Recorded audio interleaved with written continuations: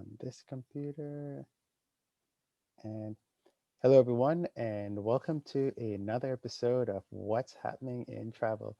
This is actually episode 67, and we're recording on Saturday, February 13th. I'm here with my buddy, For sure. and I am Kerwin. So, welcome. Um, it's freezing here in Houston. It's probably freezing all over.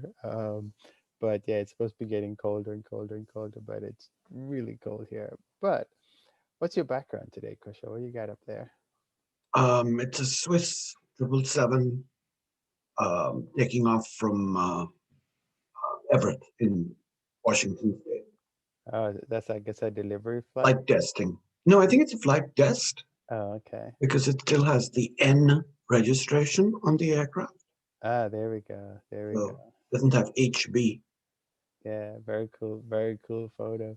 So You ever been in on a delivery flight? no. Mhm. Dude, they are the best. um, yeah, I did one. So There was the Continental 767-200. Um, it's amazing. It's actually does a it's a charter flight in essence. So it was kind of cool. That's so way back when. And I've got a photo of JFK Airport, which I took about a year ago, a little over a year ago, I guess it was. And I think that's, what do I have? Is it Emirates tail, if you can see that? mm, Then there's Virgin, and who's that in there in Kusha? Egypt Tech. Egypt, yeah. It's so weird because on my image, it's actually flipped around. And so it looks a lot different than the photo itself. Um, all right. So we got a bunch of stuff to talk about today. So we're gonna jump right in it because, of course, our industry is going crazy as usual. All right, airlines. Um, we don't have on here, and I just thought about it. Um, but there is talk of having domestic testing, right? Testing, yeah, Yeah, is that getting any for traction, or passengers. or is that just talk for now? It spiked for a little bit, and then a lot of experts completely poo-pooed the idea as being economically and logistically unfeasible. Yeah, So, yeah, I don't think that would work at all. I guess unless we have like rapid testing or something, right? Um, at the Yeah, again, who's going to pay for it? Given how price conscious consumers are? Well, we should probably back up and say that the government is toying with the idea of having all domestic air passengers in the US undergo a COVID test before boarding their aircraft, their flight. now if And go ahead. almost immediately, a lot of airline experts jumped down the throat of the government, so to speak, and Hmm. said this was not feasible. And I believed them, actually. Yeah, yeah, it's a good So idea, but I don't think it's feasible because it's a good idea, but not feasible. we don't have the systems in place to do it. Yeah, and No, not outside at all. outside of the cost, people will pay if they have to pay. Um, but it's But given that people switch airlines for a $5 fare difference, you think they're going to pay almost $100 for even a rapid test on top of that? I don't yeah, think so. people will pay if that's what it is, that's what it is, right? But what it will do is that you'll have fewer people flying. There's no question about that. Um, Yeah. because some people And will of be course, the airlines will and the airlines are be already having them. severely impacted. Yeah. Enough problems. Yeah. But the issue though with it is that you're trying to make the system safer, but the system isn't ready for it. It's, I think is really what the it's not that people say it's a bad idea to do it. It's a bad idea because we're not ready to do it, I guess. Ready for it. Nope. Yeah. Logistically. Yeah. So it'll be interesting to see what happens though. All right. So that's out there. So, I thought I'd bring that up. We didn't have it on here on our little list. All right, so let's jump into it. So Delta has a digital concierge service. Hmm? So this I've included this because this whole travel health passport thing is getting a little out of hand, at least in my opinion. It is stupid. You have all these different companies and organizations bringing out all these competing health passports that are supposed to work together. So my question is, why is everybody doing this, and why aren't they standardizing on one system? Like, for instance, IATA, which is a worldwide travel organization. Almost all airlines belong to it. Mm-hmm. And like Delta is testing, I mean, several of these. Like now it's got this digital concierge that sounds grand, but really is the same thing it's doing with the Clear system that I'll get to, and also this Verify that it's doing with United. Mm-hmm. What is this digital concierge? It's essentially a health passport. It was unveiled at the Consumer Electronics Show 2020 in Las Vegas. And it is to, as they say, anticipate and address evolving travel needs to guide customers through booking, COVID test scheduling, and document verification through one channel on delta.com or the Fly Delta app. So it's all based on the destination you're flying to, and it essentially tells you what you need to do to prepare for your flight. What are the health requirements to enter the country or state or city that you're traveling to, and when you need to schedule your tests and all that sort of thing. So, as I said, it's also partnering with the Clear Health Plan, Health Pass actually. And this is for passengers who have the Clear security system, which is a US thing. It's doing it for one Los Angeles Honolulu flight starting on February 18th.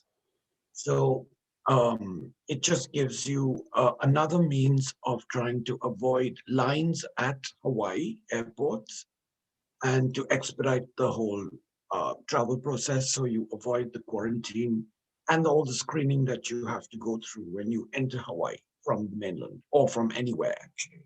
Yeah. Um, One thing that is nice is that it's also partnering with cruise lines, hotels, and entertainment industries to standardize and streamline all requirements, which is, I mean, a smart idea. But I'm not sure if a passenger's PNR actually tells them what if they're going on a cruise or if they're staying at a hotel. So you have to probably book through Delta Everything. Vacation, Yeah. something like that, for it to Um, really be meaningful. Christopher, you have to tell people what a PNR is. Yeah, it's a passenger name record, which is really the identification of your um, travel details. It's that, depending on which airline you're looking at, 5 to 6 to 7 letter combination of alphabet and numeric code that uniquely identify you as the traveler. There we go. I just wanted to. You said it, and I was like, "Because not everyone knows what a PNR is." This is true. It's all good. Um, So, so uh, yeah, I don't get this. Why is everyone doing this? And all what right. is money involved, though? So, Is it, the yeah, they're not supposed to use your information. no. I mean, I understand that that's a marketable So based on what you set of data. yeah, but based on what you explained, it sounds like the system that Delta is talking about is just based on another industry term, thematic, uh, Yeah, and thematic. United's doing something similar, though, Yeah, has but done something similar. well, all the airlines have access to that data, and what thematic is it's a system that has all the information about what are the entry requirements Right. to, from, or through a country. Yeah. Uh, The disease, if you have to have any yeah, vaccination, exactly. this or that. And this stuff is not new. It's just become more Right. prevalent last over the last year because everybody. But there's an internet version. you can go to any airline's website and type in where you're going and all that, and they will tell you what the information is. So what Delta is doing, they're just taking that information and feeding it to the customer in their app. Right. Is basically what they're doing. It's I don't think it's a Right. quote unquote passport. They because they're just But it is intended to be that, though, where you can uh, store your COVID details, well your test results, and all that sort of thing. because As they call it, a health pass. they're just calling it that, but it's not really that. I think it's just a marketing term.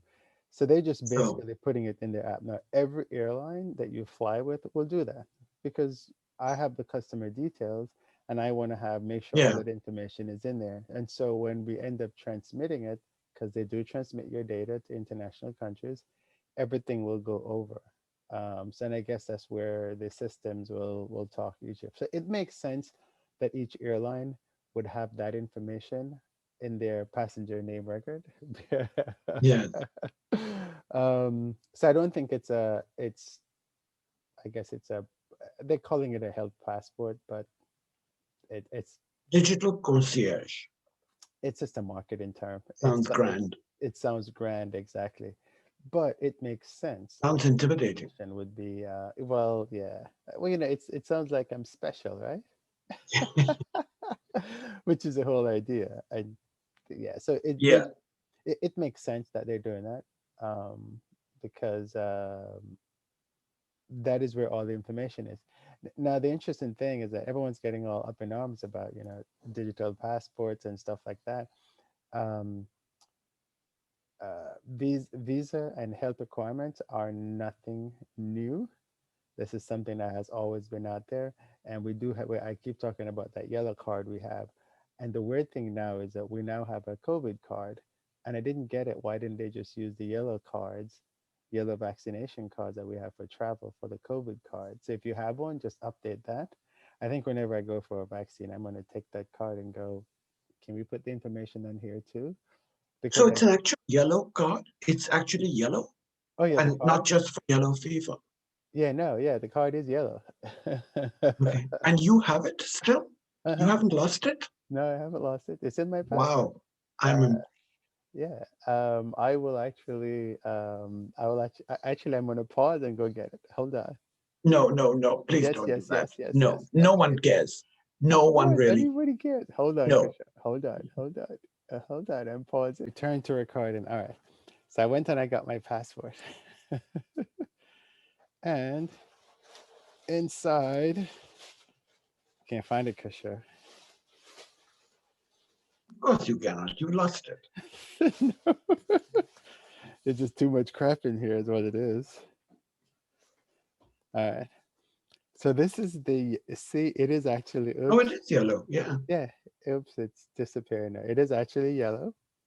Okay. Mine is actually in tatters You because even read it. yeah, it Okay. says yellow fever. I had gotten this on the date was the 25th of April 2012. Okay. That's when I got it, and manufacturer and batch number of vaccine Okay. was That's way too much information for yeah, the audience. but it's all on there, and so Okay. this is But I can see everybody losing these yellow cards. uh, no, I still have mine. It's been since 2012. You just keep it in your passport, Yeah. and it shows. Well, it's in tatters, but Yeah. Good luck getting a health inspector to verify that. well, this is why we need. This is why we need digital records, right? Yes. The background is causing it to go crazy. But, that's why we need digital So it's records. actually in one piece still? Well, it's in four pieces. Oh, okay. So, it's in. It is in. It is in four separate pieces. Unfortunately. okay. Uh, But so yes. anyway, So we do need a digital version of this. There's no question about that. But the thing is, it wouldn't stay with an airline. It would actually stay with me, yes. and that's what we don't have yet. So at some point, they need to figure out how we're gonna make this information stay with the But they port. are all these health passports are doing exactly that. They're keeping it on your mobile device. Um, yeah, I hear So that, but I guess, yeah. But we need some way of making sure it stays with the individuals. right, It's kind of what they need to and do. they all claim to integrate with each other.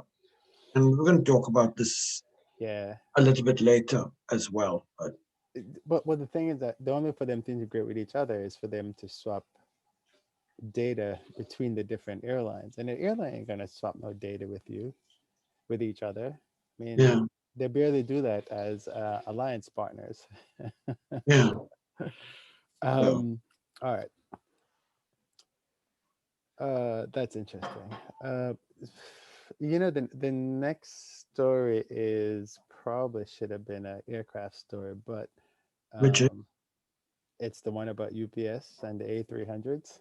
okay. But Well, it's an we, airline. we'll squeeze it in here. I thought What's this the was pretty cool, though. oh wait, are you done with the Yes, yes. all right. So what's going on with UPS and the A3 So A3? UPS has 52 A300, 600Fs. This is an aircraft, of course, that started operations in the 70s, but UPS purchased them in 2000. So they're about 20 years old already. And this was pretty incredible that the flight management system computers on this aircraft has 200 kilobytes kbs of memory, which is a pittance compared to, which is like less than a pittance compared to what modern computers and all that sort of stuff have. So what they were having to do is that for the US to load all the navigational maps and things like that, they had to divide the country into 5 separate geographic regions. And before every flight, they would load only the region where the aircraft was flying. Let's say it was flying from Texas to, I don't know, to Louisville, where the headquarters are. So it would only load that part of the country. It would take 45 minutes to do, and it was proving to be problematic, especially if the aircraft was flying international. So what they've done is that they have partnered with Honeywell and Airbus to update these flight management computers on these planes. And they estimate by doing that, they will be able to squeeze an additional 20 years of service from these aircraft, which is remarkable, um, except for the fact that these are not the most efficient planes in the world, given that they were designed in the 70s. Um, Right. but it's much cheaper, supposedly, to use these planes and upgrade them than it is to buy an equivalent new aircraft, which probably would be the 767-300 freighter, which apparently retails on average for about 80 million US dollars each. So Airbus has been testing this, has been responsible, and they've been testing it for 2 years now in flight. And they just released it back to UPS for entry into service. And now, what UPS wants to do is it wants to parcel this program out to 2 separate companies. And I believe they have decided on the 2 companies, but they haven't provided many details about which companies these are to do this for UPS instead of Airbus doing it. So it's going to take apparently 3 weeks, and they expect the entire fleet to be done by 2022. And this is the first time that Honeywell has actually completely redesigned and replaced the avionics on a cargo aircraft.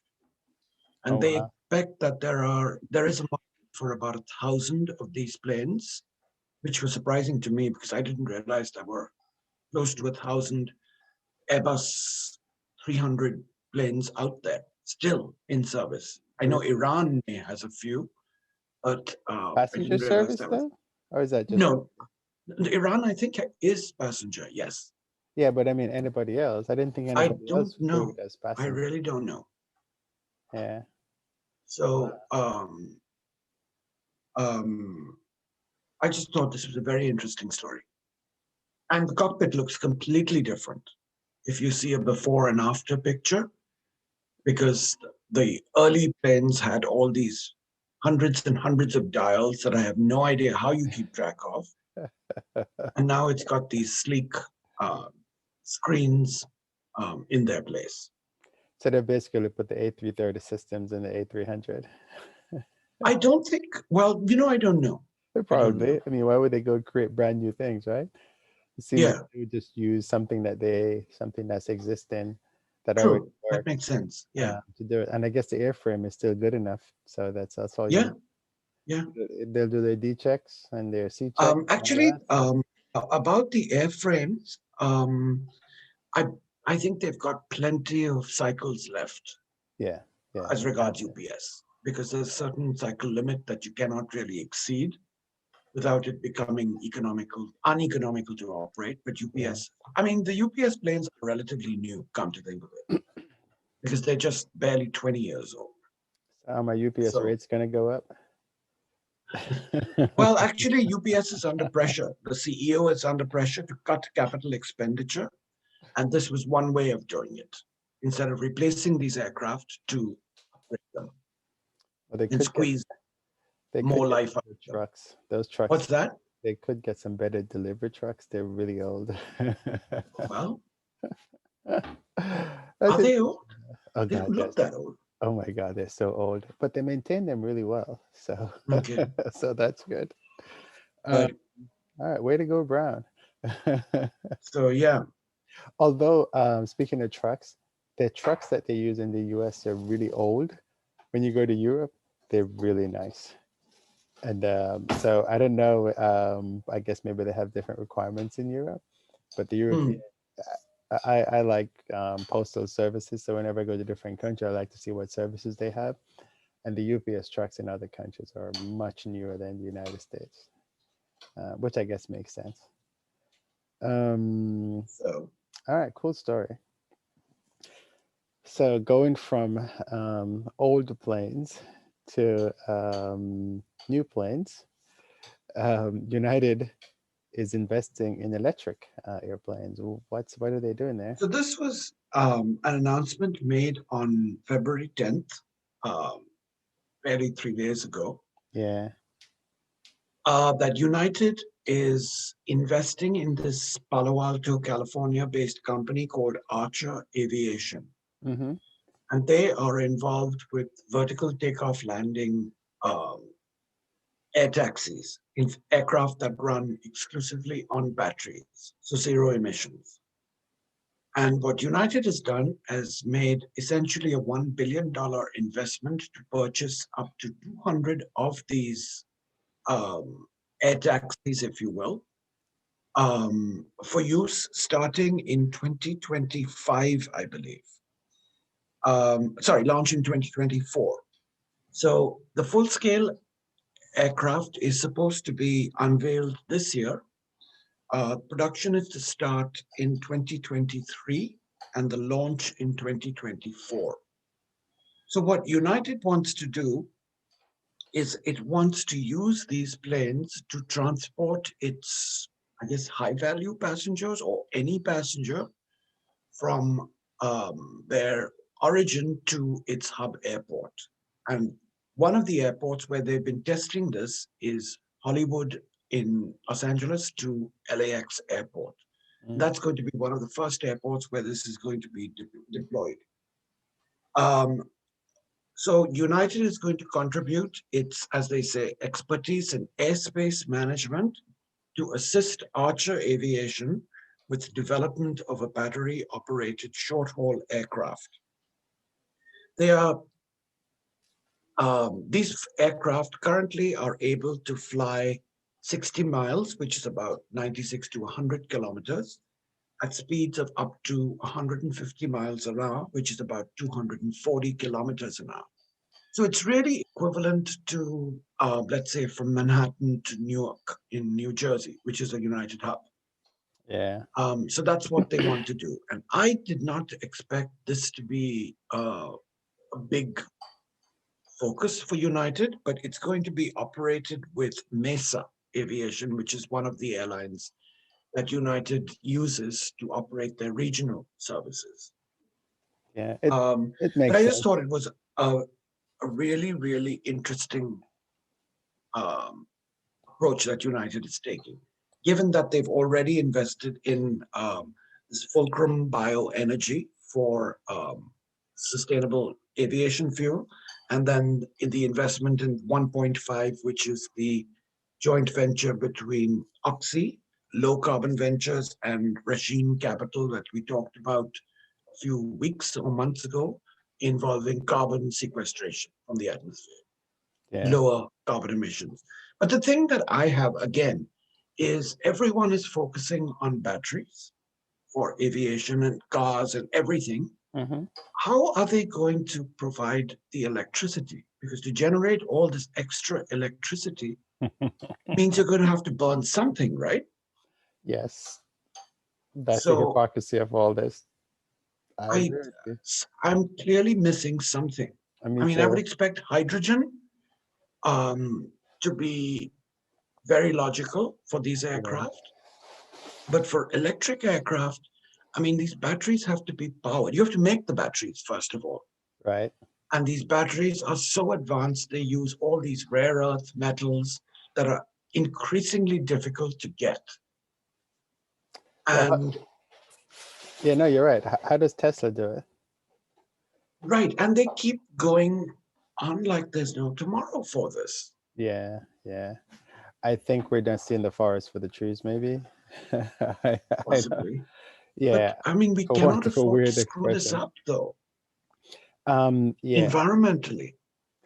I think we're just swapping one thing for the next because you're right. It takes some form of energy to create To the create, battery. yeah, the You can't, electricity, you as can't, it's all solar yeah, and wind. yeah, but it still take energy to create the solar panels. Yeah, so, to create so the sun. yeah, Yeah, so I don't know. And you see this all the time, right? The environmentalists are especially for probably gonna cars. yell at us for what we're talking about here, but it's true. You're creating one new source, but you're using the old source of energy to create the new source of energy, and the new source of Yeah. energy can't sustain itself without the old source of energy. Mm. So yeah, I don't get that either. I guess in terms of just the electric planes, it's uh, Hyundai and And these Uber. are vertical takeoff, as we mentioned. Hmm. So no runway required or anything. They look Which a little weird, honestly.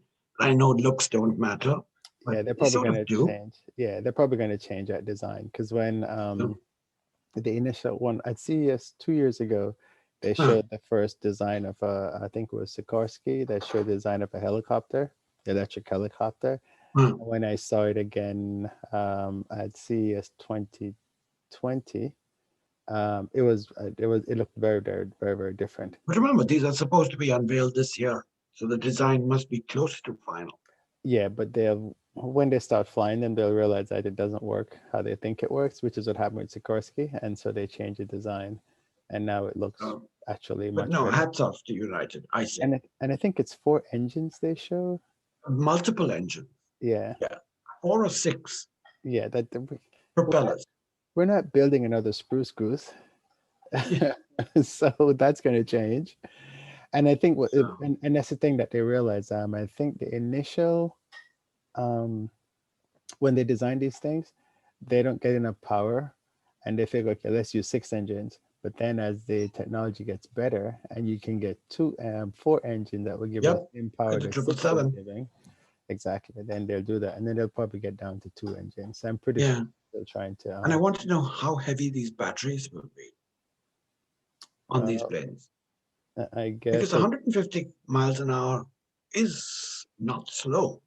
no, but I mean, but the distance they're flying is very short, right? Right. And you need a lot of Still, power. You need a lot of power to do a VTOL, yeah, yeah. vertical takeoff and landing. And I want to know how much they'll charge. Or do they charge their Prime customers? Not It'll Prime as in well, Amazon, but. it'll be a probably just a part of the airfare. Like they do that today, right? When you take a train to a plane, or Hmm. you take bus to the plane. It's just one fare the customer sees. It's just a Hmm. different But fare. remember, then baggage comes into effect, right? Hmm. Yeah, That's an additional. And I it's don't think these little planes can accommodate a lot of baggage, at least from the pictures I've seen. yeah, well, it's only like four passengers, right? Yeah, but it's So still a lot, right? yeah, so they need to figure what 170 pounds, I think, is normally the average weight. So they figure that, and then a bag, let's say two bags a person. Yeah, you can't carry you. Yeah, I mean, or So, or they'll deliver your bag by road. And they'll fly one of so, those A300s that UPS just fixed across town. so, I mean, it's good that they're doing this, and I think you'll probably see more of this happening as we go yeah. along. But United is being very aggressive with it, and I think that's What I was wonderful. surprised was they weren't doing Like, and autonomous. BA actually, British Airways as well. Yeah, because the Sikorsky helicopter and also the Hyundai helicopter, which is what Uber is working with, those are actually autonomous vehicles. Okay. So it'll be interesting to see how does autonomy play with this eventually. Yeah. Yeah, Even that is highly overrated, the autonomous thing. We're going to talk about that as yeah. well Uh, later. But yes, especially, yes. Because I've had some autonomous experiences, and it's actually quite fun. Scary but fun. so, All right. Is that all you had for the United thing? yes. Okay. Um, the interesting thing though is that whenever airlines invest in the future, you always get blowback from like, well, but you don't have any money now. Hmm. So how are you doing this? And they're public companies, so it'll be interesting to see when they do the books, how this is It's a shown in the stock. books. It's a stock thing. Are they doing a stock buyback, or is that what Yeah, they're doing? it's a stock swap or something like that. Uh, Yeah, creative because find. it's these 200 planes are expected to cost billion US Uh-huh. dollars with options to buy um, half as many Yeah. in the future. So yeah, But, I don't think United has a billion in spare change to invest. I don't think so either. So my guess is they got to And give if they do, they're in big trouble exactly with right. their employees, if no one else. Well, with the public as well. But yeah, yeah. Um, um, I was just gonna. I lost my thought about. Oh, so this is a brand new technology, right? So Hmm. that means it's going to take a while to pass through FAA and all that kind of certification. They expect it to be 2 years. Okay. All right. So that'll be So interesting. it Interesting sounds to watch. aggressive, but It good is for quite them. aggressive for a brand new airplane from scratch. So it looks like obviously this company has been doing this for a while, and this is just like the announcement, right?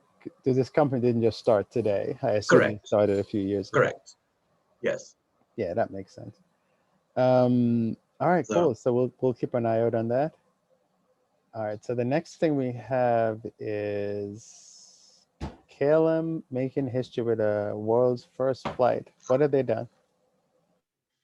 so this I thought was really fascinating.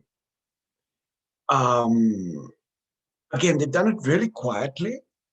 And I didn't hear about it when it happened, but this was released at a recent conference in Amsterdam of synthetic sustainable aviation fuel that was held, actually not in Amsterdam, in The Hague, in the Netherlands, in February. And what they did is that they created 500 liters, which is about 132 gallons of synthetic aviation kerosene fuel using carbon dioxide, water, and energy from wind and solar power plants in the Netherlands at a location called Delfzijl, which is actually right on the border with Germany at the very north of the Netherlands. So they have been working with KLM, a company called Sky NRG, Schiphol Airport, and another company called SHV Energy to create this synthetic aviation kerosene. So they've essentially made it out of air. So water, carbon dioxide, and energy. And it was only 500 liters, as we said, which is about 5% of the fuel payload of this KLM 737 that flew from Amsterdam to Madrid in January. So this is part of the Netherlands government and Schiphol Airport and their endeavor to make all European airlines use synthetic aviation fuel by the year 2050. And I just thought this was quite remarkable. Now, 500 liters is like nothing, but at Right. least start. Yeah. Huh. So there are lots of different facilities within the Netherlands. For instance, there's another factory at Amsterdam Port and in Rotterdam, and also with other cities and airports in the Netherlands that are working with the same goal of zero emissions by 2050. Yeah, that's pretty impressive. But this is quite remarkable, I think. Yeah, there's a lot of this. So because most of the other airlines have been using like leftover kitchen oil and creating aviation fuel from plastics and this and that. This is actually creating it from carbon sequestration. So, and this is from the KLM newsroom. How can that be So scaled though? that's the big issue. Yeah. That is the big issue. But you know, at least they're trying it. We cannot keep second guessing everything they do because everything has to begin at a small scale. Oh no, I totally get it. But then I'm always thinking, how do you scale it? Like, Yep. how do you make it work for? Because if you can't scale it, then it's pointless, right? Yeah, it's pointless. But Right. I'm guessing that they will use parts of the technology to. Yeah, it's cool. It's fascinating. So Hmm. All right, very cool. I'm curious to know if the passengers knew what was happening, how historic this was. They probably made an announcement, and people go like, "Get me off of here." So the aircraft was registered PHBCH. Okay. But you know So what's interesting though, Kusha? When you, all right, so is it always going to have this fuel in it when it flies from now on? no, this was just a test. Interesting. So how do they? So you have to clean all the lines, No, but it's not kerosene. it is kerosene. But it's different. It was mixed in with regular kerosene. That's what they said. Okay. So no, because if you have to clean out lines, it's impractical, right? Right. Exactly. And unviable. Yeah. Yeah. So that's why I was like, oh, okay, you got to start That's over. why I think this is so amazing. And I assume they did a bunch of test flights before they. Oh, I'm sure they did. Yes. Especially with the 737. Was it a 900 or what was it? I know it was 800. Huh? 800. It was 800. Yeah. We can look at the tail numbers, right? So I have so many questions, but we have so little time. Yeah, that's actually quite cool. All right. Well, let's go talk about Lufthansa. I think we talked about them branding a new airline. yes, And we were talking. last year we talked about it. Yeah, we were talking about Very beginning. We were talking about the name and all that. So, what's your update on that? What are they doing now? So for some reason, Lufthansa thought, and I don't mean to second guess them, they clearly know more than I ever will about this. They need another airline. And they No, gave they it don't. the They don't need name another of airline. They've got exactly. They've got My sentiments, Eurowings. They've got German wings, which is really Eurowings. They've got Condor. well, They've no got longer. Swiss behind So hold on, you. let me finish. Sorry, Let me finish. sorry. Go ahead. So the board at Lufthansa, um, they insisted they need a new airline, and they gave it the silly name called Ocean. Hmm. Well, Ocean is now Eurowings Discover. Ooh, exciting. So Someone's watching Star Trek. yes, which again I think is not the nicest name. It's a little confusing, but it's going to be, from what initial um, press reports are saying, it's going to be in addition to Eurowings. So they, as I said, they announced that in 2022 they would get this new airline called Ocean, which is now Eurowings Discover, and it brings together Eurowings City Line, which is the regional arm, and Sun Express Deutschland, which itself is a subsidiary of Sun Express, which is a Lufthansa collaboration with Turkish Airlines. So Sun Express Deutschland was an airline that had the authority to fly to the Red Sea area, to leisure destinations in the Middle East-ish. And they also flew to the US and all that, but that airline was disbanded in 2020. Yeah. So this is going to be, Eurowings Discover is going to be the long haul arm of Eurowings. But it's a different airline because it's got a code of 4Y compared to Eurowings EW. Hmm. So it's going to have crew that are paid at a lower rate than Eurowings. So already the unions at Lufthansa have started screaming in protest. Yes. And So that's what this is all about. yes, but I think it is so confusing Hmm. because they want to model this after Edelweiss, which is the long haul leisure arm of Swiss. Yeah. Um, but to have Eurowings and Eurowings Discover, because they say the livery is going to stay the same, except that they're going to have to add the word Discover to the fuselage. Right. And they're going to start out with, I believe, 3 Airbus 330-200s, and they're going to fly to leisure destinations.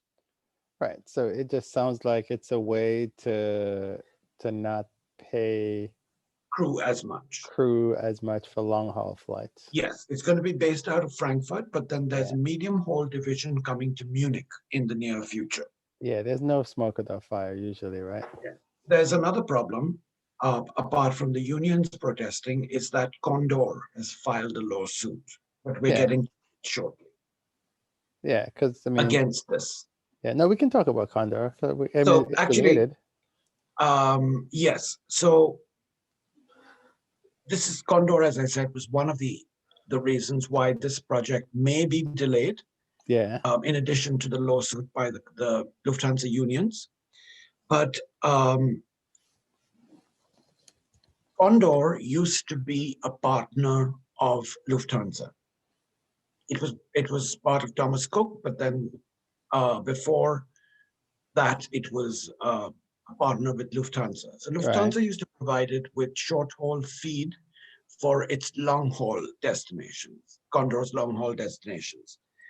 And in fact, Lufthansa just announced that uh, they are now going to be competing against Condor, its former subsidiary, because they broke off this agreement in 2020. And they're going to be competing against Condor to Varadero in Cuba and Montego Bay in Jamaica, starting in November. These are And the exact same routes that Condor was going to fly. so who are So, the of course, wait, Condor is a hold suit. on one sec. Who's flying those flights? Eurowings Discover? Yes, Of course. yes. Sorry, go ahead. So Condor has filed suit against Lufthansa and the German cartel office that the termination of this contract that Condor had with Lufthansa was an abuse of its dominant position at Frankfurt. Mm. So Um, they've announced the routes that Eurowings Discover will fly, and they are Anchorage, Las Vegas, Mauritius, Malé, Mombasa in Kenya, Zanzibar, Windhoek, Bridgetown, and Punta Cana. No, And Houston. a lot of these services are already operated by Condor. So Yeah. they're going head to head against their former subsidiary, if you will, or partner. So I don't know what Lufthansa is trying to do here, Well, they had a but breakup, Kusha. yeah, they had a breakup, and it's messy It's and very it's bitter. messy. It's very bitter. And Yes, you know what's going to happen now? The fears are going to be very competitive on those markets, and the consumers will benefit. right. Well, And one of the airlines will have to back down. exactly, exactly. So we have to stay tuned So to what's going to happen here. It's yeah, it's this like, sounds like a messy divorce. needlessly. I don't understand why Eurowings could not do this. But again, It's given that it's positioning. a new airline code, Yeah, yeah, it's positioning. it's a cost issue. Yeah, so they can hire new people. They can say, "Hey, we're a new airline. We can do whatever we want." Seniority changes. Yep. Um, so yeah, there's a whole bunch of. I'm pretty sure somebody sat down and thought about it. Oh, of Um, course. yeah, but wouldn't you like to be a fly on the wall in the meeting in one of these meetings? Well, you'd have to be able to speak German, of course, but it would be so fun to listen to all the arguments and when they decide to, when they walk out and they Yeah. kick the chairs back and go, "That's it, we're done." And But then, Cityline, given that this is a whole arm, Cityline is a regional arm. yeah, Switzerland's a regional arm, yeah, and they've And always been German there. Wings is out of business, by the way. It's gone. Well, they've been absorbed So into Eurowings because they were very what's that? close. German Wings and Eurowings, It went bankrupt. yeah, they were all together at some point. The German wing, because a lot of the German wing flight was operated by Eurowings. Yeah, Oh, was it? that's what that was happening at some point. Okay. Um, Okay. but German Wings is no more. okay, It's all Euro Wings now. well, I never understood why German wings existed after Air Berlin got absorbed into Eurowings, and then they were doing a whole. There were just too many wings, and I guess also Yeah. German wings was suffering from the accident that they had where the pilot crashed the Hmm. plane. So I don't think they ever recovered from that. Yeah. Um, oh, geez, that's so crazy. Uh, Given how well Lufthansa is run, I don't know. they had a This spat, Kusha. sounds unnecessarily confusing. They had a spat, and we're just hearing like little pieces of it. Yeah. But I'm pretty sure somebody has it all mapped out of where it should go, what we should do, and what makes sense. And the fact that the name changed, people are like, "Ocean, really?" And they probably said ocean because it's international, right? And they had to come up with something. Discover. I am wondering if it wasn't like a German word, and then they translated it over, and discover is the word that shows up for it. But who knows? It just doesn't sound right. Yeah, because what are you discovering? The country's already there. So, Oh, that's a funny story. and Oh, is there anything else I wanted to say about this? No. But about the partner? Okay, all right, good. Um, all right. So staying in Europe for a bit, what's going on with Iberia? What are they coming up with in flight wise? so this is again, I'm surprised no one's done it before. But there's this university in Barcelona called Etihad, Mm-hmm. which is a leading business school um, and a law school. And they are working with Iberia to, as they say, bring out special content on dealing with the challenges of digital change and teaching consumers about the latest technological developments and skills that companies seek and require. So, what they're going to do is that they're going to put these courses on board Iberia aircraft as part of their in flight entertainment. Yeah. And topics are going to be business agility, artificial intelligence, e commerce, multi channel strategies, that they are claiming are part of this fourth industrial revolution that is leaving a lot of people by the wayside. Mm. So these two companies want to do their part to educate their customers. I thought it's pretty unique when you think about it. But I'm Yeah. not sure if people are really going to listen to these or watch these courses online. It's Well, sort of serious stuff, right? yeah. I mean, do you have to be on the plane to watch it, or can you just watch Yes, it you do. anywhere? Hmm. Yes, you do. Um, So and I, it's only in Spanish. It's part of there's Etihad Executive Education yeah, in-out program. So, but it who might knows what will happen it might just be between them. now and the rollout. Yeah, they might just thinking of different ways to save money on all the movies that they pay royalties for from all the Are Hollywood. people going to watch it? I guess they'll find out. You try them, and if they work, they work. Yeah, Then it means that's one less movie or two less movies that you have to get. Um, yeah. yeah, That's a and good idea, though. it is, and people are bringing their own stuff on the planes these days. So Hmm. with all the I mean, there's like what, maybe 20, 30 streaming services in the US alone. Yeah, not to mention the rest of the world. Because So, there's a lot of other movies and stuff that independent films, foreign films to us, huh. but there's a lot of really good Spanish films that they're probably showing that are cheapest. I'm glad that they're actually thinking. Starting in January next year. Yeah, yeah, I'm curious to see what it is, though. yeah. We'll have to keep. Fly on Iberia to find out.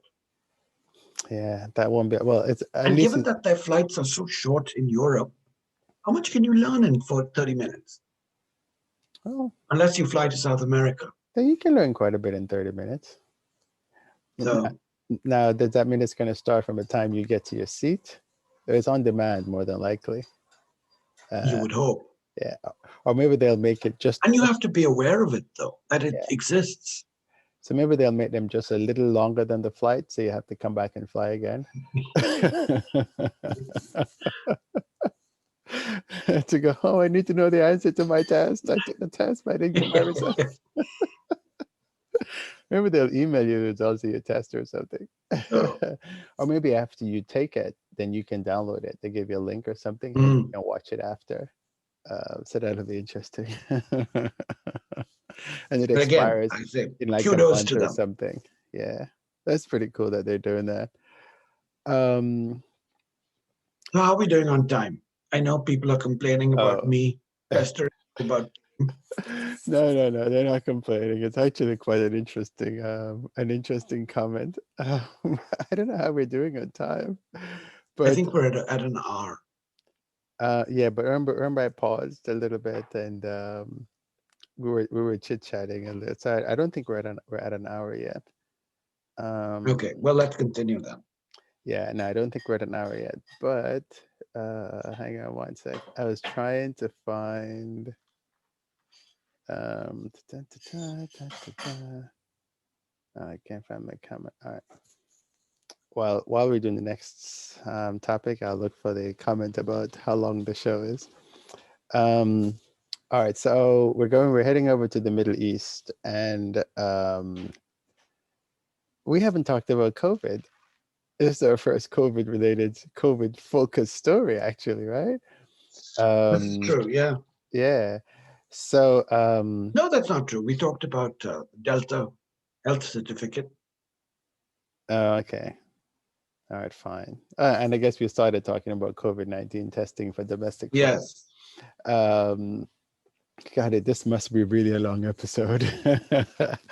But what we wanted to talk about was Etihad um, has done some cool stuff, and I know other airlines are following. What have they done? So they made this announcement on February 10th, I believe.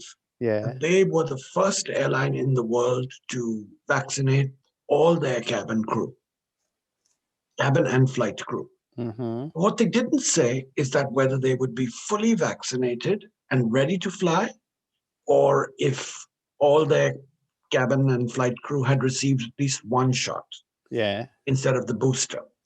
So it was a little surprising. Then the very next day, Singapore Airlines announced that all three arms of the SQ group, which is Silkair, Scoot, and Singapore Airlines, they flew their first flights with fully vaccinated cabin crew. So I'm not sure who's the first airline. If is it Etihad? Because they never announced any of their flights. Yeah. And who Like cares? what Etihad flights operated before the Singapore Yeah, Airlines but who cares, group did. Krishna? They vaccinate everybody. It's bragging rights. I know. No Kudos, one really cares. right. Kudos to both of them for doing that. Yes. So Yeah. if you're interested, the first flight ever to take off with a fully vaccinated crew was SQ 956 to Jakarta on the 11th, um, leaving Singapore at 9:30. Then there was the Scoot flight to Bangkok 606 at also 9:30. And Right. the Silkair flight, which is now going to be Singapore Airlines 608 going to Phnom Penh in Cambodia, that left at 4:30 on the 11th. Um, so yeah, I don't know where this leaves Etihad because they made a big deal about announcing that they were the first airline in the world Okay. to vaccinate all their cabin crew, but it turns out not quite.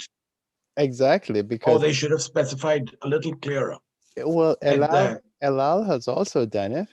It's just that they're grounded, but yeah. they But vaccinate. has LL officially announced that all their cabin Yeah. crew have been vaccinated? Elal Really? vaccinates 100% of staff. Okay. Yeah, so they've done customer facing is what they call it. So Okay. which That's is pretty much the for the airport. ground crew, airport, and Yeah. all those people. Because Um, remember, you have to wait 14 days after your booster shot to be really to be vaccinated and uh, immunized. well, yeah. Yeah, because not immediately. So I guess we have three airlines, and I don't care about the order. Airlines are so stupid with this. Oh, we're the first to do this. We don't really care. It's so it's. I mean, we don't, right? All we want to know is that it's safe. So who's gonna fight? El Al has done it. Singapore has done it, and Etihad has done it. And now Singapore, El Al is not flying, but they said they've done it. So we're there Yeah, first. Uh, I mean, I guess Singapore was the first airline to fly with a fully fly. Yeah, vaccinated which is crew. what matters, really. Yeah, and like you said, is it a fully vaccinated crew after the second booster shot? Or yeah, so this just gets stupid. Just tell me that everybody, excuse me, everybody's vaccinated. Yeah. I don't really care who's first and who's all that. Like this But a is lot not of airlines are doing this, requiring that their cabin and flight crew right. What be. I know United had mentioned it, and Yes. there's a lot of people up in arms about it. You can't force people to do that as a Yeah. part of But their job. where did I read that there was this one company that was offering $100 to every employee who took the vaccine? Forget Yeah. who it was. I'm not sure it was an airline, but it was some company. I mean, it's encouraging people to do it. There's still people who don't Yeah. believe in vaccines, and that's you. You can do whatever you want. I can't tell you how to live your life. Um, but I mean, vaccinations have worked. Yes. They're working. Everybody reacts to them differently. I took the flu shot and I got the flu, but I was fine after. Some people react differently. Yep. Um, and but anyway, kudos to the three airlines who have successfully vaccinated um, either their flight crew or all their customer facing. It just makes it so confusing. It's not like when I go to pick an airline, where I'm like, oh, so is the crew vaccinated? Yeah. Is there like a little needle on a little needle on a thing that says, "Yep, airline"? Maybe when you go booking your flights and Google Flights or something, it'll have like a little vaccinated thing next to it. I don't know. Again, I wonder if any of those three Singapore flights, if they announced anything on board. Um, yeah, and it'll be like I bet you and it doesn't matter, right? Like we were just talking about, it's price. So Yeah. people are not going to go, I'm going on this flight and Etihad El Al in Singapore is on it. Um, or some other airline, right? And the other airline isn't vaccinated, but it's cheaper. They're taking the cheaper one. It's Yes. similar to the 737 Max, which, by the way, United flew the 737. Yes. On the 11th. Yeah, dude, how is that not a topic for us today? So I Uh, think that's the way Boeing would prefer it. oh, it's just a But you're thing. right. You're right. All right, I'm inserting Because it. why would we focus on United when we didn't really do anything about Aeromexico or WestJet? Yeah. Well, we did talk about American No, we did. We talked about American. We talked about WestJet. We talked about all of them.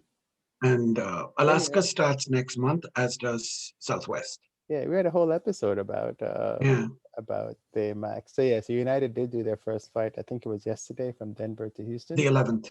Yes, the 11th, Denver to you, and and it was a pretty full flight. well, of course, all the seats are taken. You know how that is. All the aviation geeks were in there. Yeah, I saw a bunch of friends were and showing. almost no one has wanted to take another flight because of their fear of flying on a Max. Because And they no, started with 20 plus flights a day, yeah, United, which well, is pretty remarkable. yeah. Well, so it's basically the schedulers are probably like we're throwing all the planes in. Yep, Yeah, because it's as not they like should, though, right? yeah. I mean, they're more efficient anyway, right? So it's like and they've been Yeah, waiting for them to fly. Um, yep. so yeah, and I thought of putting something together, and I think I need to do a little video to tell So people no how. news is good news as far as the 737 Max is concerned. Well, yeah, and it's good. I mean, it's the safest airplane out there now because it's been under such scrutiny. So, but yeah, So United's back in the skies, and I guess Southwest and Air and who you said it was left? Alaska, Alaska. Do you know when they are? March 11th, I Both. believe. Okay. I All think right. So and I think they flew. It was the 9 United flew just up they there. only have nines, Yeah, Denver but to I don't think um, they've ordered any eights. yeah. Well, they can get some at some really good deals right now. Yep. Probably a better deal than they paid for those electric planes. Remember, Flair has already taken some Oh of yeah, the from episode from 65, last week. we Yeah, talked about that. Yeah, yeah. I think Boeing delivered 23 737s in January, that's pretty good. which is a good deal for them. Yeah, because they only get So paid when they deliver them, right? yeah, Yeah, or most of the payment. Yeah. yeah, crazy. So Um, all right. So enough of the Max, I guess. It'll become commonplace, right? They'll be like, oh. So you mentioned this story, and I'm kind of saddened by this story because I've actually flown this airline. Um, in Namibia, they're done. yeah, That's they not fun. all of a sudden on the 11th of February, 2 days ago, Mm-hmm. they announced that they had entered voluntary liquidation. I don't know what that means. I mean, I don't think you really have a choice, right? If you're Yeah. going to liquidate, but they stopped all operations and they're refunding um, all bookings back to customers, and they're giving all their 630-ish employees 1 year of salary from the point they were laid off. No way. Yes. So Really? interestingly, they have a code SW. Yes, they do. I've flown them. So okay. Um, so yes, the finance minister of Namibia said the situation with state-owned airline unsustainable. They apparently explored other strategies, including other carrier investments and other turnaround strategies, Mm-hmm. and they failed. And what is even weirder is that for whatever reason, Air Namibia has not been able to provide any financial statements over the past few years. despite decades of government support.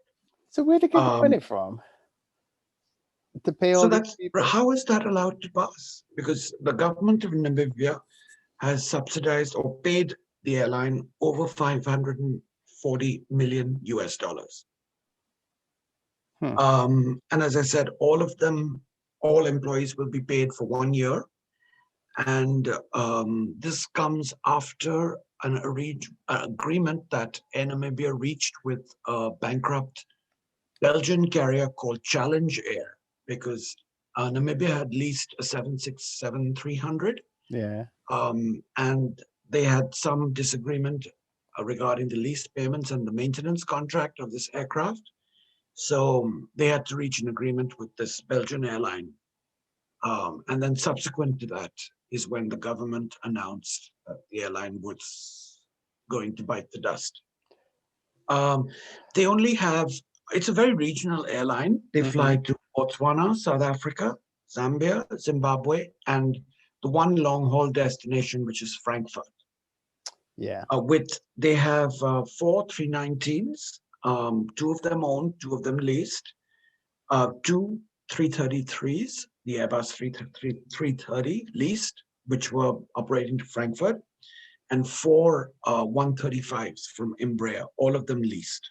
Mm-hmm. Um, there's this tiny little airline called West Air, which flies Cessnas and Beechcraft and Pipers and some ERJs that they expect will take over service to South Africa. And there's also Airlink, which is the regional airline in South Africa that South will African Airlines. Yeah. step in. There's also Comair that flies that route. Okay, to Yeah. Windhoek? Yeah. Yeah. British Airways Okay, Comair. Yeah, they okay, fly between Windhoek and Joburg, okay. which is the same market that South African flies. Okay. Not, I mean, sorry, in Namibia flies. Now, the last flight was from a town called Rundu in Namibia to Windhoek with an Yeah, E-135 yeah. on the 11th of February. Yeah, I flew the 135. They get so Namibia has a German influence. The Germans Hmm. actually settled there many, many years ago, and so they get a lot of people coming from Germany to Namibia for safari. Interestingly Yeah. enough, in Windhoek, the streets have German names. Oh, do they? Yes, it's very, very, very interesting. You're like, really? Yeah, they have a very, very, very, very large German influence there. But so does South Africa, right? Yeah, The but Namibia is, Afrikaans. yeah, Namibia is, the history goes way back, and the history is not pretty. Yeah. Yeah, so it goes, yeah, But colonialist history is seldom. yes, exactly. So it's a lot of, it's about taking the land from the local people, and it's ugly. When you hear the So, locals talk about it. Um, it sounds like they just bit off more than they can chew. The long haul always kills you because hmm. it's so expensive, right? Yep, And KLM flies into there from Amsterdam, and they've stopped. they yeah, but I mean before all And this, Qatar yeah. also has stopped, and they don't know if they will resume. So before all this, that's who they had. But then they were still flying and trying to compete against those airlines instead of partner Yep. with those airlines that are coming in because those airlines they got the money, they got the fleet. There's no need for you to do all that. I think even like one of those African country has a 777, and I'm like, why do you need a 777? And it flies from Windhoek to, I think it's Rwanda Air. I think it flies from No, Wind. they have 330s. One. But I know which one. I know what you mean. I'm trying Yeah, to there think is of an which one African it is. airline that Is has it a 777 LR. Is it the Tanzanian one? No, There's it's one of them. very offbeat Yeah, and they're flying to Windhoek. I'm like, why do you have a 777? Why are you flying into Windhoek? It just doesn't make because any sense. Condor is starting, as we mentioned, Yeah, and yeah. Eurowings Discover. Well, It is, because Germany to Windhoek is a huge market. yeah. Yeah, there's no question about that. And I think that Namibia was So trying to capitalize on that, but obviously that didn't work. And the problem too with African travel is that the airfares are very expensive. Intra Africa, it's ridiculous how expensive it is. And until that's why airlines like Kalula and Lula, that's a Na- drink. yeah, Nationwide, right? That's a drink. Nationwide survive because African travel is super expensive. There's an It- airline called Nationwide. yeah, Really? it's in South Africa. An insurance company? Yeah, my insurance company here, but Okay. I think they're still around in South Africa. They're based in Joburg, Okay. and so that's why whenever you hear all these little airlines, I'm like, but you have so many other airlines that are there, and we're going to talk about all these airlines that are popping up all over the place, and we know what's going to happen, Kushal. We know they're going to go to business, um, because the markets just can't sustain it. Yeah.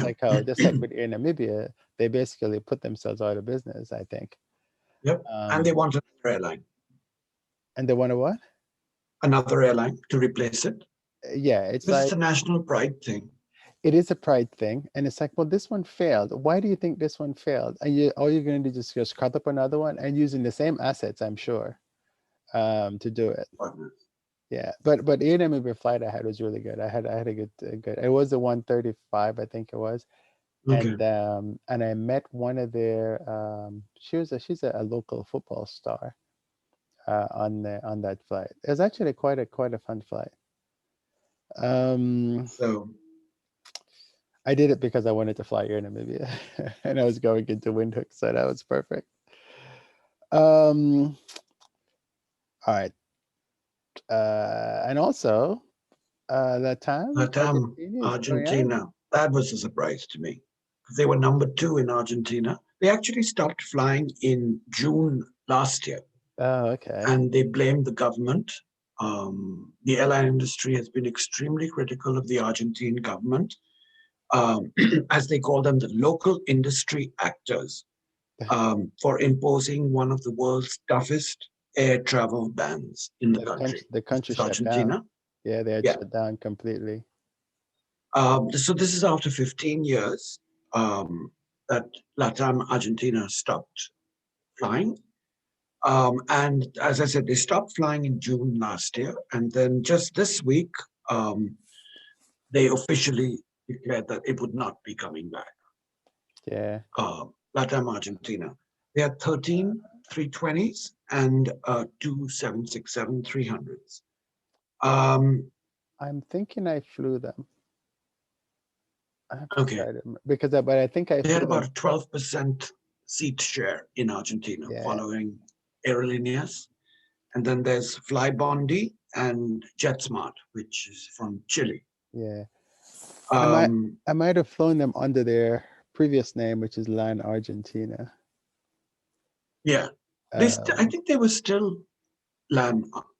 There was the aircraft was still marked as yeah, land, marked as LAN. Line. Yeah. Yeah, yeah, So yeah. And just so you know, everybody understands in Argentina, and um, I guess I guess it's actually Chile because Line is based in Chile, the but they have entire LATAM group is in bankruptcy proceedings. yeah, which is really crazy, right? Yeah. But just to I guess to give a history, there was TAM, which is Hmm. Brazilian, right?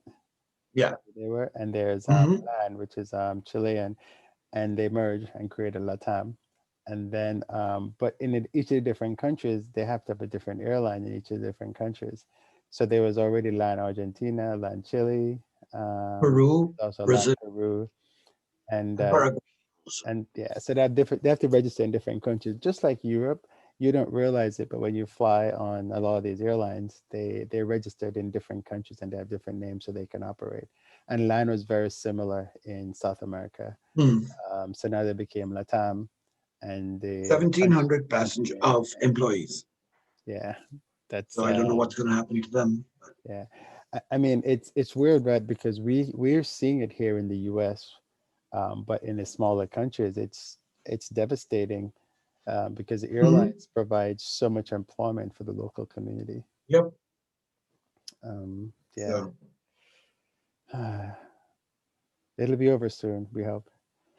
Okay, so our interview is out, Latam is out, and meanwhile, we zoom across the oceans and we get to Hong Kong and Cathay Pacific. What are they up to? they made this announcement. Um, this was from Executive Traveler that no longer would passengers in their premium cabins be required to wear masks while they were sleeping. And they cited the reasons as being the high enclosures around premium seats and the greater degree of personal space and distance between um, travelers as the reason, one reason why Cathay Pacific was no longer requiring mandatory masks all through the flight for all passengers without exceptions. They just want the Um, money. well, it makes sense It does actually, make sense, but they just because want the it's money. very difficult to sleep on a flight with mask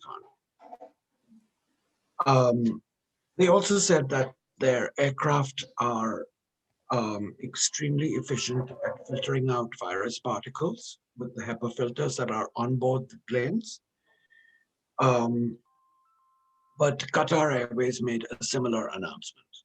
But Well, they yeah. Cathay was Well, Qatar, you didn't have to wear the face shield in business class. That's what they always had. okay. I don't believe Cathay required a face shield of passengers. No, Of crew, Cathay, maybe. yeah, Cathay does not, but Huh. Qatar does. But in For business class, passengers? yeah, Is but that in, right? Okay, I did not know that. yeah, they give it to you when Okay, you board, yeah. But they didn't require it for business class passengers. okay. Yeah, people wore it, but it's not a requirement for business. Huh. So Okay. I guess you know it makes This sense. was a minor announcement, but still, Nice. I mean, it's a big deal. I mean, they're trying to get people to get back on the planes, yeah. and they're trying to get people with money to get back on the planes. Yes. Um, and so like I read that report and I was like, okay, can we stop talking about HEPA filters on planes? We need to stop doing two things. That's the one marketing reality, But right? That's it's not. actually true. It's no longer marketing. We know there are HEPA filters on planes. We know they work. That's not why people We are not know, but the flying. average public has no idea. But Kishore, it is not why people are not flying. People are Yeah, flying because they're scared. So who cares if you got HEPA filter? And also, who cares if you clean the planes? Those are things that you're supposed to do anyway. So I think we're beyond that. And as soon as the airlines realize that we are beyond all that and stop wasting marketing time on that, because you know what? I've had people who've flown in these planes and they're not clean. So whatever you're telling us, your ground yeah, people are doing what your marketing is saying. So stop wasting time on doing that, right? Um, we need to think about the whole thing as a whole. The vaccination thing is what's on the people's minds, hmm, and so I'm the three airlines that have vaccinated their crew. That's actually, as you say, a selling point. But I don't care that you're the first one or the second one or the third one. I just care that the people who are serving me are not sick. That is really what people care about, or that the person I'm sitting next to is not sick. But anyway, I'm rambling again. So kudos, Cathay. All right, so we've gone a long time, Kushal, but we have one more story in airlines, and then we're just going to call it an episode because we got airport okay. aircraft, we got at least four other things to talk about, and that's not going to take 10 minutes because somebody's a talker. All right. So, despite the fact that we're losing all these airlines, we just lost Air Namibia and LATAM, there are still a bunch of airlines being formed. Like, seriously? What's going on? This was an article that was behind, is it called a paywall? A pay where you had Yeah. to pay for it. Paywall. Mm-hmm. But I mean, I got a lot of details from other sources, but between 30 and 34, depending on how you count it, airlines in 2020 went bankrupt. Mm-hmm. And what I was curious to know is that way above normal or is that normal compared to a regular year? But some of them, of course, were like AirAsia Japan, Air Italy, Avianca. They went bankrupt um, or they stopped service. That was the Yeah. criteria. There was Fly B, there was German Wings, there was LATAM, Knox Scoot, there's E-Star Jet in South Korea, which I didn't know about, and South African. Mm-hmm. So what this article talked about is that despite the pandemic, 2021 is going to be a boom year for airlines taking advantage of the pandemic and Mm-hmm. low lease rates for aircraft and cabin crew to start service. And they detailed some of them, and they went by the geographical area. For instance, in North America, they have Breeze, which Right. is the newest entrant from David Neeleman, based in Salt Lake City. Then there's this uh, Avelo, which is to be based in Houston. Then there was another airline from Miami. Then there's another one from Calgary in Alberta. And of course from Quebec, which I'm assuming is OWG Right. from Nolinor. From Latin America, we talked about this months ago.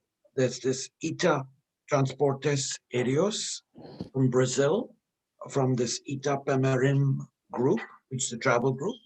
And there's another regional carrier coming out called Nela that's Mm-hmm. operating ATRs also in Brazil. Um, there's um, another ULCC in Brazil called Ultra Air.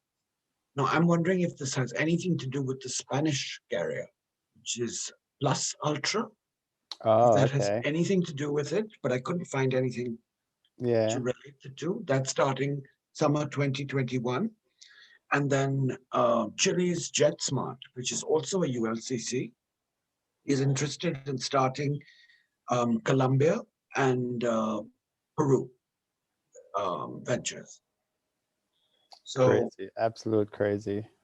and then in Europe, they talked about this airline called Flypop, which we had also mentioned months ago. And I finally realized, or got a definition of what POP stands for. It's people over profit. This was a venture that started in 2016. Yeah. They wanted to donate 51% of their profit for to improve the human species, like investing in education and poverty and all that sort of thing. Um, and in 2020, they got funding and they're planning to start in 2021, mainly flying to South Asia, specifically India and also the US, Hmm. based out of London and the UK.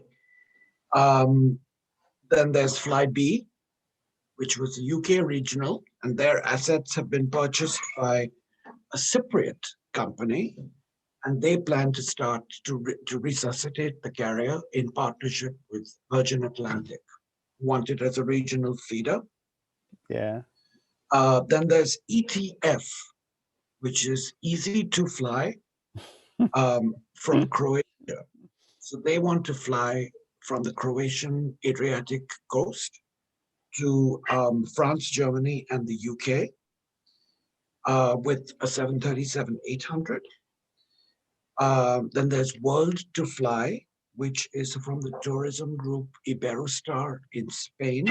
Okay. They want to start with 330s from Spain to their strategic destinations in Cuba, Mexico, and the Dominican Republic.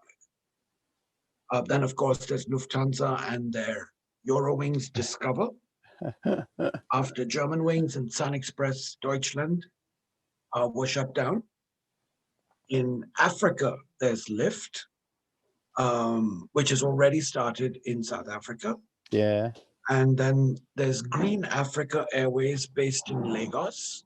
Now, who knows how long this one would last because Exactly. Nigeria seems to have reputation of starting airlines and going bankrupt within a few weeks or months. Then in the Asia Pacific, there's a lot, no surprise. There's Air CL, which is based in this town called Sialkot in Pakistan. And it's actually owned by the city's Chamber of Commerce, which Oh, I'd never heard of anything like that before, but that's very interesting. So let's see how long they go. yeah. Then there's Hong Kong-based Greater Bay Airlines that is wanting to step in to take over the routes of Cathay Dragon that are not utilized by Cathay Pacific and Hong Kong Express. They want to start with 737s because there are apparently 100 routes, mostly to China, that are currently not utilized. Then there's Fly Big in India. There's Viet Travel that we talked about. Right. Air Premier and Aeroke in South Korea. So Yeah, that's let's insane. see how long, how Yeah. if they Yeah. all No, come to fruition.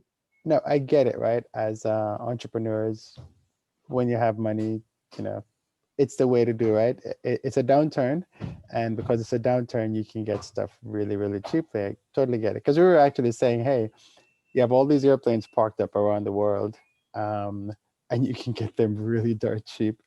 Plus, Yeah. you have a lot of crew that's been laid off for whatever reasons, Yep. um, And airports want the and traffic. airports. Yeah, but it's the reason why their airlines didn't operate is not because they probably had expensive overheads, but it's because people aren't flying, and that hasn't changed. People still aren't flying. Yeah. So, I mean, you could farm all the airlines you want. I mean, you're gonna have it because Breeze. Okay, so Breeze is gonna start up, um, but all they're doing is just taking away the little passengers that the other airlines Yeah. don't even have, and so you just stretch it along. Yeah, I'm preaching to the choir here, right? So I don't get it. But whatever. We'll So see how that goes. Is it all you had in that one? yes. All right.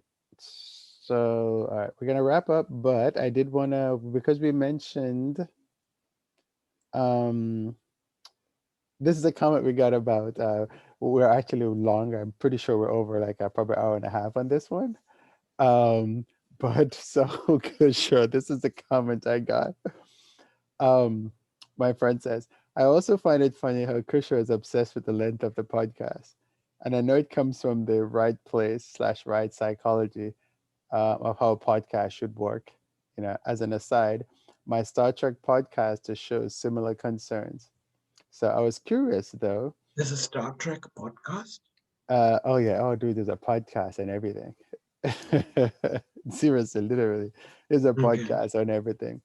So yeah, the length of an episode is always something that people, as podcasters, we struggle with, right? It's like, are people listening? Where did they drop off and stuff like that? Now he did ask, does the metric show this? Do longer episodes of lower download rates? I don't know. um I have to actually go and try to analyze that, because what it doesn't tell me is how long, like in a YouTube video you could see where people Yeah. drop off and all Yeah. that, but I don't have that metric here. um Okay. But I'm sure so it can't help though, right? what's Who that? has an hour and a half to listen to? Well, if you're out walking, that's kind of what Yeah. you do for How many podcasts, people are right? walking? Well, probably quite a bit, except in Houston, not today though. It's too cold. But if you're sitting around doing nothing, which a lot of people are sitting around doing nothing, then you want stuff to listen to if you've watched enough Netflix episodes. So And at least we have the video versions, right? So if you want to look at our faces, talk the whole time, then people can do that. But another friend had a podcast, and it was actually over an hour. So I think we're good so far. Let's see. He did have some comments for you though on the things that we did. Um, ta, ta, ta, ta. Okay. These are thoughts on episode 59. We spoke about Giles' initiative to allow passengers to forego meals on the red eye from Jakarta, or was it Bangkok? I forget. from Bangkok. From Bangkok it was. Okay. So he says, uh, he says that I suggested that Giles should pass along the savings to the passengers. Um, but he said, I think I may have missed the motivation. Seems to me that the motivation is reduction of food waste, which is a huge cultural touch point these days. But we Uh, mentioned, yeah, and he says, uh-huh. sure, Giles saves money by not having these meals, but the true motivation is being responsible. Motivation is being responsible people. Which makes sense. But I'm just always think if the airline save money, the consumer should save money as well, and I don't think that's what usually happens. But his point is No. well taken. He says he also added the idea of hotels allowing guests to forego laundry to save the environment. Again, suggesting that money/points incentive would help. Um, and he had a side note. He says, I seem to remember staying at a hotel that did give points for foregoing laundry, but he's not sure which hotel did that. See, so I'm not too far off, Krisha. Um, but for what little it's worth, um, that's a different piece. Simplistically, blah, blah, blah. There is other one thing he gave. Oh, if a hotel incents every guest who foregoes laundry, and he says there's a percentage of people that would have done it anyway, and so without done it without incentive, so the hotel ends up overpaying for the action. It's kind of like if somebody's going to do something anyway, why give them a thing? However, though, when check-in started, the airlines were actually quote unquote paying you to check in online by giving you points. And then once everybody started doing it, then they stopped. So it's kind of Oh, the did same. they? Yeah. Yeah. Yes. Okay. I didn't Oh realize yeah. that. Initially, you were Huh. getting like 500 points just for checking in online because they wanted people to do it. Wow. Um, and so it's the That's same quite a thing. lot. Yeah, but it's to them it's just a currency that ends up saving more money in the long run. Yeah. Now Yeah. everybody does it, right? It's a thing. If you don't have it, people yell at you. So it's kind of the same thing with the hotels. Mm. Um, Eventually, people will just do it, but right now you need to incentivize people to do it, so they do it, and you Yeah. can take it away Mm. eventually. Let's see. I think that was all right. I did have another comment from another friend of mine because we had an episode and we are trying to figure out where when Kershaw showed his 777 flying, and we were wondering um it was a 77X that was flying. I wonder where all those wind things that are on the Mm. ground. Um, he says it's in eastern Washington near where the test flying. I think it's Moses Lake where the test flying Yeah. is done. Yes. Okay. So that's where that's coming from. Huh. So good. Well, thank you guys. We really appreciate you guys listening and giving us comments. And if you think we've said anything that doesn't make any sense, which is very true, we could do that from time to time. Feel free to let us know. As you do. Remember, we are on Spotify, we are on Amazon, we are on Google Podcasts, we are also on iTunes, which is the big one. We get all the downloads, so some people come into the website and download, and we appreciate that. No questions there. So thank you guys very much. This has been episode, what did we say, 67? And anything else before we go, Krisha? Nope. All right. So I am Kerwin. I here at my buddy, For sure. and we're done. After a busy episode. Yeah.